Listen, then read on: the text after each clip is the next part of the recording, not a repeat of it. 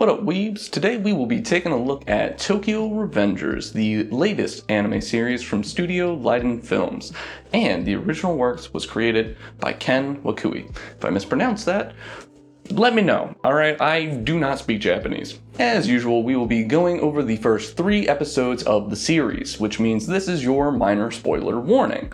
Now, since it's just the first 3 episodes, clearly this isn't going to spoil anything major. I have not read the original work, but if you would like to go in completely blind, please do so now, then come back, share your thoughts with me, hear mine, and let's have a discussion. Special note that I feel I need to make after a couple of comments on previous videos. This is not a full series review. This is not me saying that I know everything about a show after 3 episodes. It's simply an analysis of what we've been presented with so far to see if I would like to continue to watch the show. Now, hopefully, if you follow along with my process, hear my thoughts on it, maybe that will help you decide if you either want to start watching the show in a busy season, or if you're on the fence about whether you would like to continue it, maybe I say something that will make you either want to or not want to. That's the fun in the show. But at the end of the day, it's not a, I am of a god mind with a film degree, I know everything to say. That's not what this is. Please don't take it as such. Save your comments for the future, and let's just have fun with this. With all that being said, if at any point in this video you like something I said, it made you laugh, go ahead and let me know by dropping that like, and maybe, hey, subscribe. It'll give you more laughs in the future. Laughing helps you live longer, and maybe you'll get to the point in society where anime is deemed as cool, and then you'll finally be dope enough to get yourself your own waifu. All of that said, all the shills out of the way, let's get into the review.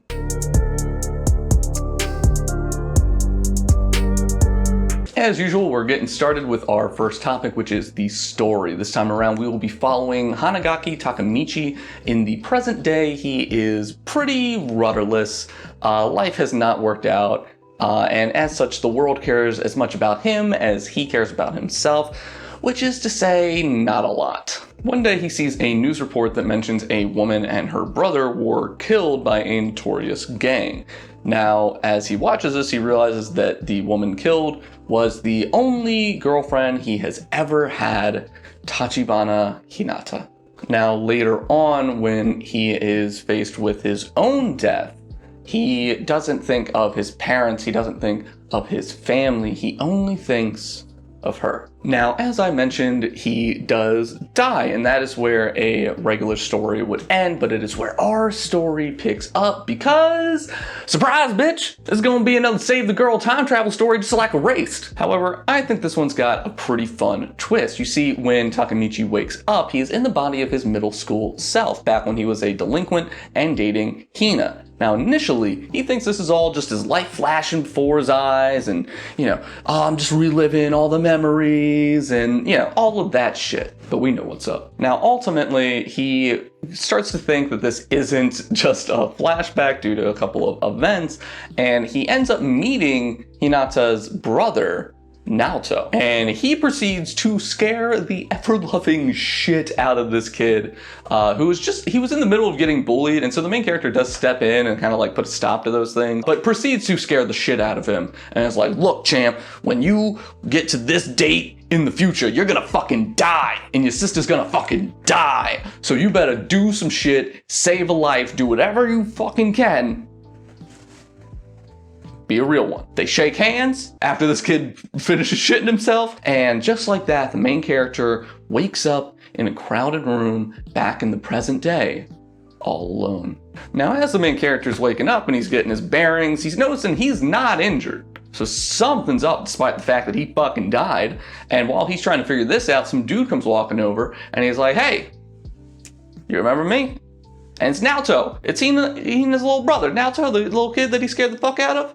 Yeah, he's a cop now. And he's just like, hey, you time traveled. Like this dude goes 100% right out the gate. And he's just like, you time traveled. You scared the fuck out of me. And despite having absolutely no evidence that you weren't just tripping balls, I fucking believed you. Now, he also reveals that despite his best efforts and becoming a cop, that he failed. Hina still died. It's at this point when he becomes certain, and I mean cult follower certain, in the main character, and he's just like, you can time travel. This one's on you. You gotta go back and save her. We can fucking do it. champ, all right? I know the faces. I know what happens. We can stop this. It's up to you. And boom, that's our fucking hook, all right? We've got to go and save her. And trust me, once you meet her, you're going to want to save her too. But how is a wannabe delinquent who couldn't accomplish anything in life the first time around going to stand up to and stop one of the largest, deadliest gangs in Japan? Will he do it with his fists, with his tears, with his power of friendship, sheer force of will,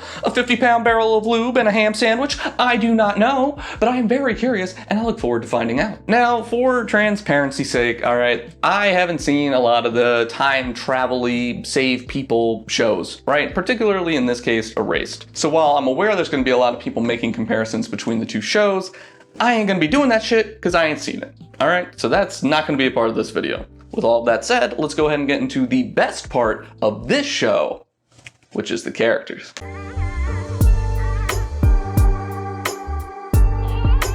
Takemichi Hanagaki is our main character and resident sad boy. Now, he's pretty pathetic in life, if I'm being honest, but after going through all the things that he has, he gains the determination to go after his goals and achieve the things that he wanted to do the first time around. And honestly, it really gets you rooting for him. He can't fight, he's not a smooth talker, and he isn't very smart, but damn it, he's got heart, he can take a punch, and I'm rooting for him. Naoto Tachibana. Now, honestly, there isn't too much to say about this guy just yet. He got bullied in the past and he was a pushover. But in present day, this dude is unhinged. He is literally this meme.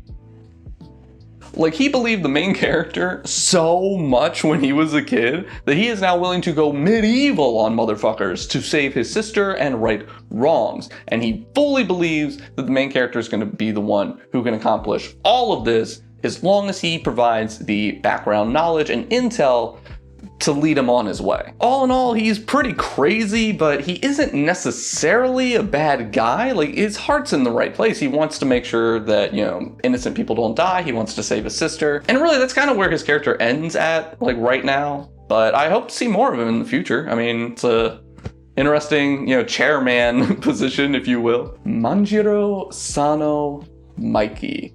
This dude steals every scene that he is in. This dude just walks on screen, grabs your attention, and pulls you in. He is the head of the current gang of the future, and he will be one of the two heads in the future version of that same gang. At first, this dude just seems like a fucking psychopath. All right, he just beats ass and doesn't give a fuck about anyone. But as you learn more about him and his goals and his ideals, you'll realize that he's not necessarily a super evil dude.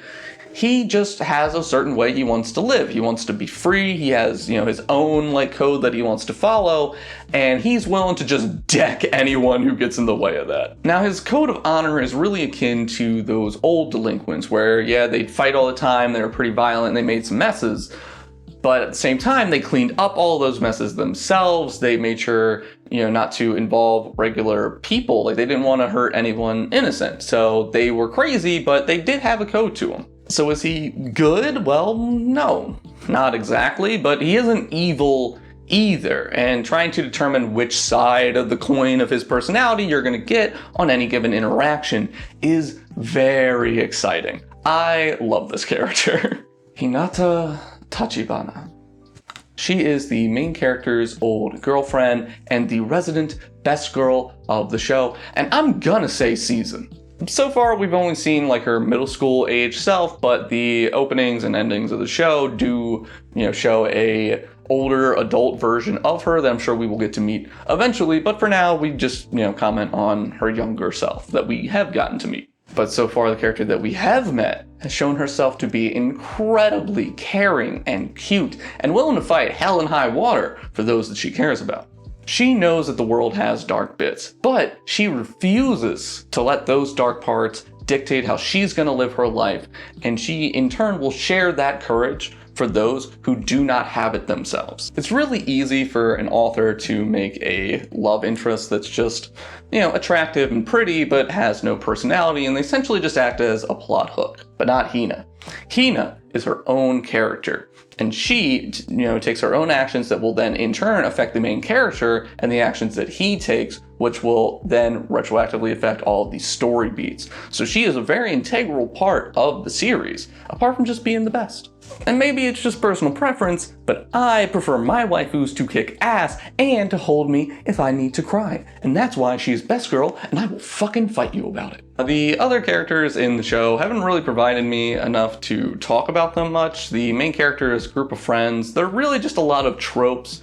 A special little shout out to the leader of their little gang, Sendo. He looks like he cares really deeply about his friends. He was willing to stab that guy if, shit came down to it.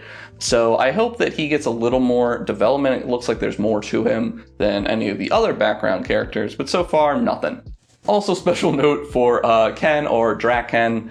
He was only in one episode, but watching him beat the shit out of dudes and follow right along with Mikey was a ton of fun. He was very entertaining, and I really hope to get more from him so that I have more to say about him later on. Okay, those are all the characters worth talking about right now, at least. So with that out of the way, let's go ahead and move on to seeing just how these characters move and flow throughout the show with the art and animation.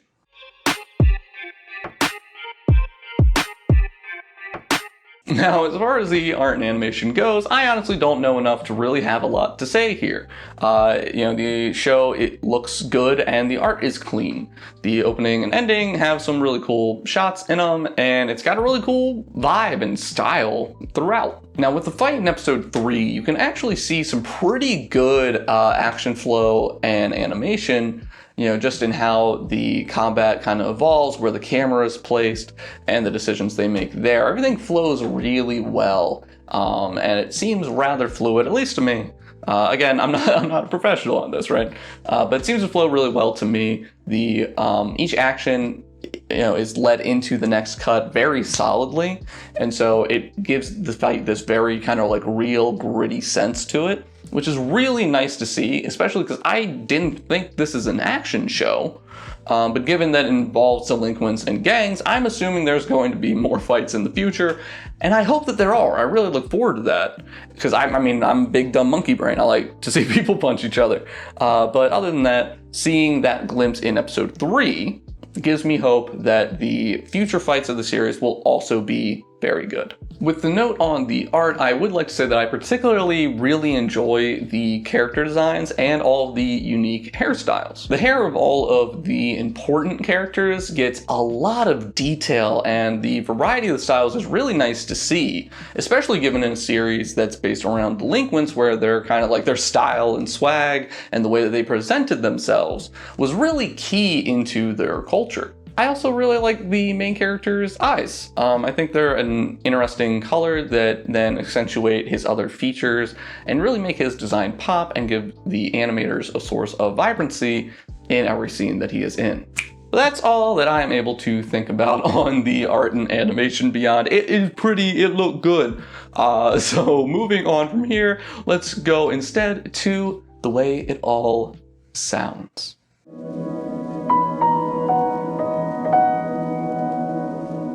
Again, this is going to be a topic that I don't have too much to say on for the show. The opening and endings are really good at getting you hyped for the show, although I would say that the opening feels, a bit slower and more reflective, at least initially, so I think that would be served better as the ending, whereas the ending I feel gets me really hyped up by the end of it, and as such would serve better for an opening to the show.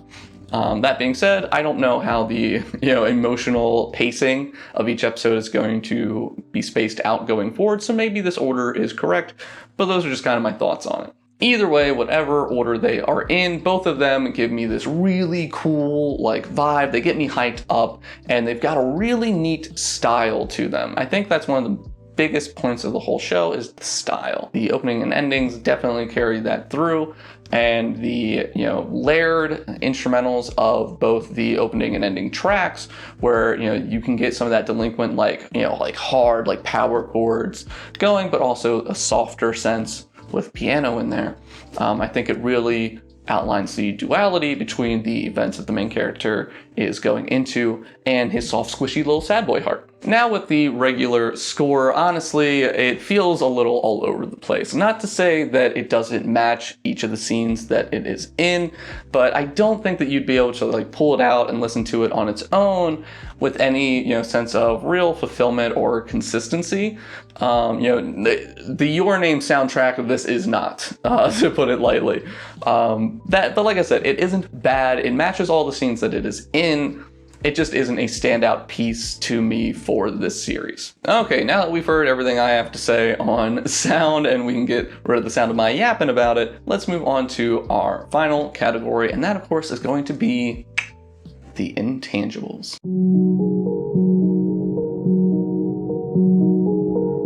For me, this time around, the intangibles are going to be more personal. We've seen a lot of great shows where the main characters want to, surpass their limits or go beyond, achieve goals, and break out of the lives that they've been living. But for me, the story is someone who ran away and was so scared by their experiences that they became passive to a fault, rarely interacting with their own life in a proactive way. That really resonated with me. I've talked a bit on the channel about it before, but I also struggle with getting past mental blocks and past trauma in order to be proactive in my own life. It's a struggle that I've almost always found myself either losing or running away from. And making these videos, and especially streaming over on Twitch, has been the most consistent resistance to that struggle that I've had within my entire adult life. So when the show starts with a main character that, like me, is 26 and unemployed, not knowing what to do after running away from life, trying anything to just go unnoticed by the world around them in the hopes that it will allow them to live safely or at peace, even if that means living a life that doesn't necessarily make them happy. It honestly was a hard mirror to look at. So when that image then begins to try to fight back, to change things to a life worth living, especially for that one girl who loved them enough to see past those other bits, something that I have been incredibly fortunate to experience myself. That gave me this intangible, deep connection to this story and these characters in a way that you may not feel as deeply as I do, but I do think that we can all resonate with the idea of wanting to go back and do better.